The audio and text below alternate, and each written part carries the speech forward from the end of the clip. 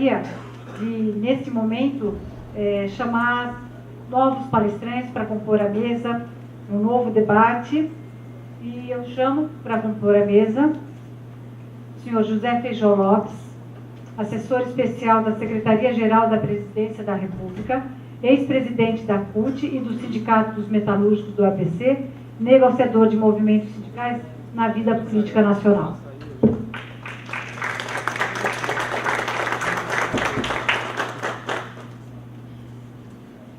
Chamo também para compor a mesa o senhor João Rached, diretor executivo de Relações Institucionais do Banco HSBC, administrador de empresas, especialista em RH pela Fundação Getúlio Vargas, São Paulo, pela Universidade de Michigan, Estados Unidos, e pela Universidade de Virgínia. O tema dessa palestra, desse terceiro painel, melhor dizendo, é negociação no contexto socioeconômico, solução a longo prazo. Eu não vou roubar nenhum minuto do tempo de vocês e já vou passar a palavra para que a gente possa desfrutar de informações tão relevantes. Passo a palavra ao senhor Feijó. Alô. Primeiro, obrigado pelo convite. Boa tarde a todos e a todas que estão presentes aqui. E só fazer uma observação, se alguém precisar anotar meu nome, precisa inverter, é José Lopes Feijó. Eu vou falar basicamente da negociação, mas para falar um pouco de negociação, eu quero remontar um pouco ao nosso modelo negocial ainda vigente e as estruturas de negociação que foram desenvolvidas no Brasil ao longo do tempo. E a estrutura de negociação tem a ver, de um lado, com as organizações de trabalhadores e, de outro lado, com as representações empresariais, muitas vezes entidades sindicais, empresariais, federações, confederações, ou mesmo com empresas diretamente. No caso do nosso modelo de organização sindical e, consequentemente, de negociação, foi um modelo estruturado há muito tempo, que deu conta de uma realidade há muito tempo, mas que nunca foi preparado para uma negociação efetiva. Embora no Brasil existam muitos acordos e convenções coletivas, aos milhares, mas poucos são frutos de efetiva negociação. A maioria das vezes são formalidades burocráticas na nossa chamada database, na época da campanha salarial das categorias, você tem um acordo. A negociação para valer, são poucas as entidades sindicais, tanto de empregadores quanto de trabalhadores, que praticam nesse país. Para valer mesmo. Né? E o modelo, ele foi um modelo construído para terminar muitas vezes no judiciário. Por que eu digo isso? Primeiro, porque a organização sindical dos trabalhadores no Brasil é uma organização sindical ausente do local de trabalho. Diferente de outros países onde a organização sindical está presente no local de trabalho, no Brasil não. No Brasil, quando o trabalhador quer falar com o seu sindicato, ele vai ao sindicato. Ele sai do seu local de trabalho, pega um ônibus, pega um carro, pega qualquer coisa, pega uma moto, uma bicicleta, vai a pé, mas ele tem que ir num outro lugar. Raramente o sindicato está próximo desse trabalhador para atender a sua demanda rapidamente. Isso significa, ao não ter essa representação próxima do local de trabalho, isso faz com que a negociação, muitas vezes, limite-se à chamada época da database ou da campanha salarial, que é quando o sindicato apresenta a sua pauta de negociação, entra num processo para essa negociação. Se o sindicato for muito bem organizado e conseguir negociar bem, está tudo resolvido. Se não conseguir negociar bem, não terminar num patamar razoável, e o sindicato for muito organizado, ele faz uma greve. E aí tenta concluir a negociação. organiza uma greve. E na maioria das vezes, nenhuma coisa nem outra. Termina na justiça, ou num dissídio coletivo, vai para julgamento e lá tenta se resolver essa questão, ou seja, o Estado, através de um dos seus poderes, é chamado a intervir na relação capital-trabalho. Quando a relação individual, é pior ainda. A coisa é pior ainda, porque como o trabalhador não tem o sindicato próximo para apresentar a sua demanda, ele espera sair da empresa e ser demitido, para aí abrir um processo, e neste processo tentar garantir aquilo que ele julga que são os seus direitos. No Brasil, em média, se eu ainda tenho o número correto, são mais de 2 milhões de processos por ano.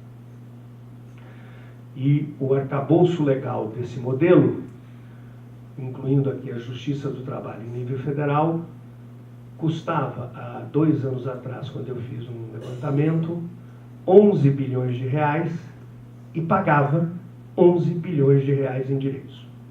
0 a 0. Né? Então esse é o modelo. Esse, portanto, não foi um modelo para que a negociação seja a forma de resolver o conflito.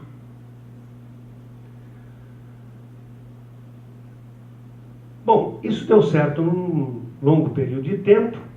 A verdade é que, com o processo cada vez mais intensivo de globalização, cada vez mais esse modelo não serve. Cada vez mais esse modelo é inadequado.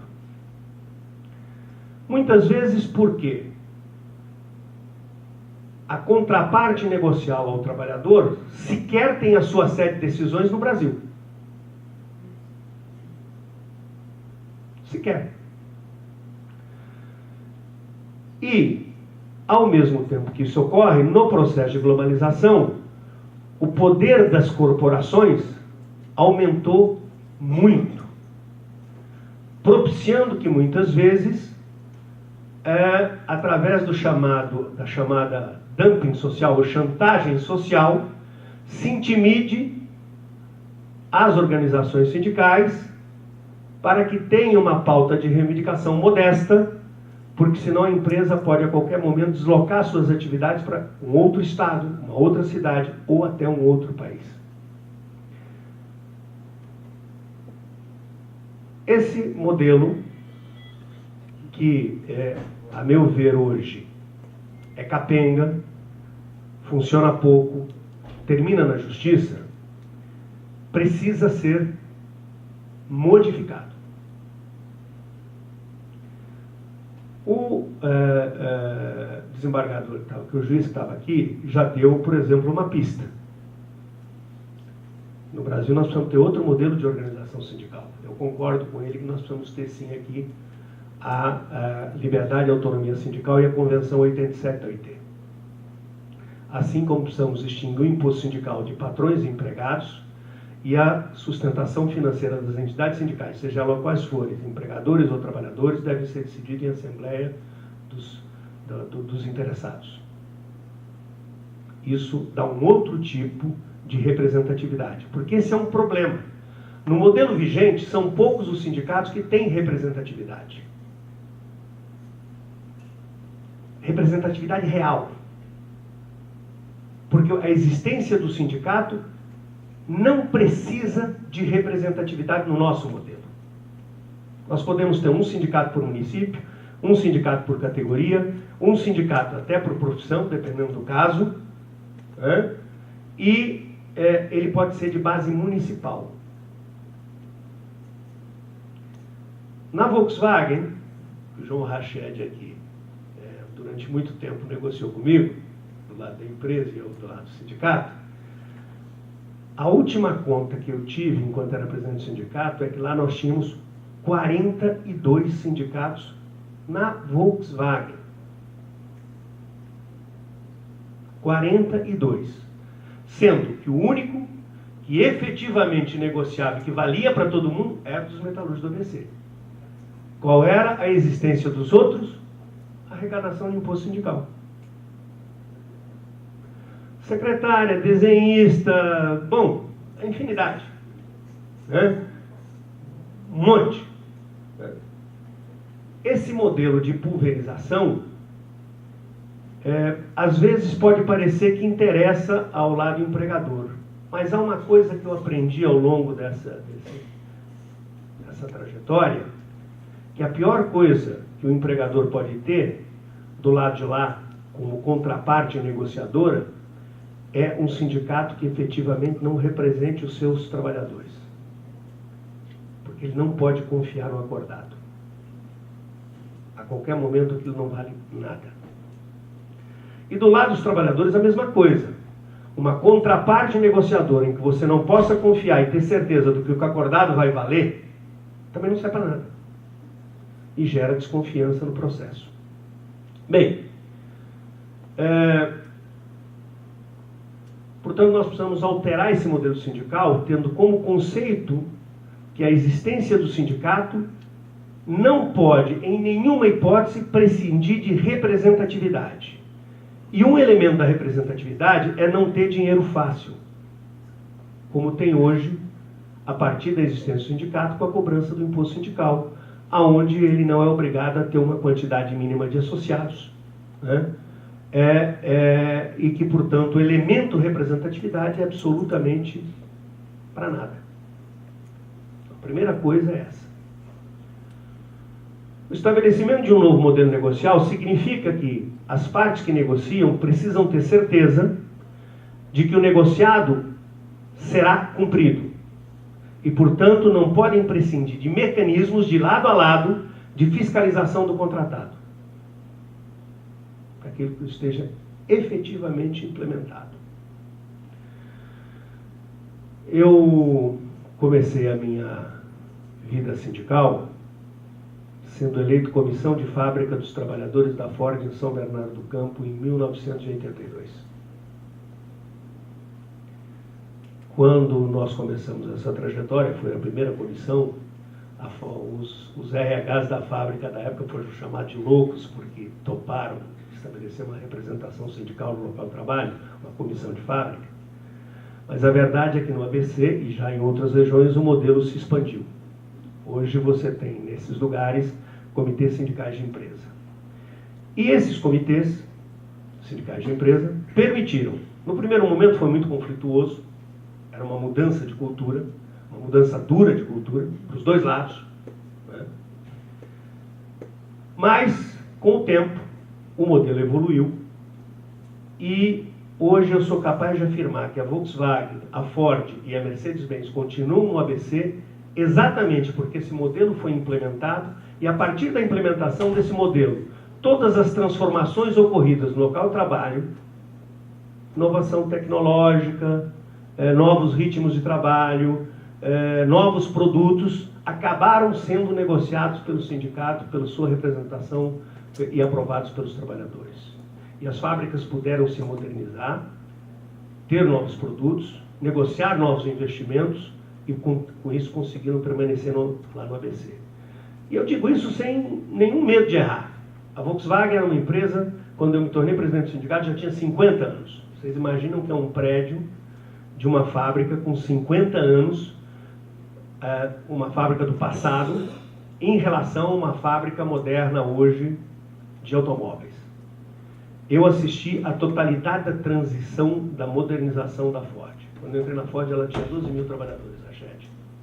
Quando eu saí da Ford, ela tinha 5 mil. Tem até hoje 5 mil. Todos os processos de modernização, introdução de informática, microeletrônica, linhas transferizadas, robôs de solda, novos produtos, novas formas de produção, introdução do sistema Kanban, introdução do sistema Just-in-Time, todas essas mudanças que eu fui assistindo, eu fui um estudioso dos impactos disso no local de trabalho, nos ritmos de trabalho e nas consequências para trabalhadores e trabalhadoras desse modelo, que nos permitiu fazer um processo apurado de negociação sobre investimentos, sobre produtos, sobre ritmos de trabalho e uma série de coisas, e manter as fábricas no ABC. Bem, isso é um pouco da história. Eu vou contar o que eu estou fazendo agora. Eu agora no governo, em 2011, eu fui convidado aí para o governo, eu era vice-presidente nacional da CUT, e fui convidado para ir para o governo para negociar com o movimento sindical. Olha só que ironia. Não é? Para negociar com o movimento sindical. E fui. E quero te dizer que nós temos negociado acordos fantásticos. O primeiro acordo que nós gerenciamos foi o acordo para aperfeiçoamento das condições, para a melhoria das condições de trabalho na lavoura da cana. O professor Pastor, inclusive, chegou a escrever um artigo sobre o tema. Esse compromisso, ele veio num momento em que começaram a aparecer denúncias no estado de São Paulo de morte de trabalhadores por estafa. Exaustão. Morte de trabalhadores por exaustão no corte da cana. Então nós organizamos uma mesa com a presença do movimento sindical. Esse ainda não era na minha época, foi ainda durante o mandato do presidente Lula. Uma mesa com a CONTAG, uma mesa com a FERAESP, que é uma federação aqui do estado de São Paulo de trabalhadores rurais, com a UNICA, que é a organização dos usineiros aqui do estado de São Paulo, Mato Grosso, Goiás, e com a organização que pega toda a área do norte e nordeste também da cana, o Fórum Sucroalcooleiro. Eu fazia parte do Conselho de Desenvolvimento Econômico, estava na CUT, ajudei no processo de negociação e dali saiu um acordo. Eu acabei gerenciando por um bom tempo. Criamos um compromisso que estabelecia uma série de regras, como é que o trabalhador devia ser tratado, como é que devia ser aferida a sua produção, enfim, uma série de regras. E essas regras foram pactuadas e a empresa que aderisse a esse compromisso tinha a obrigação de implementar essas normas. Para você ter uma ideia de ser um compromisso por adesão, 60% da produção de etanol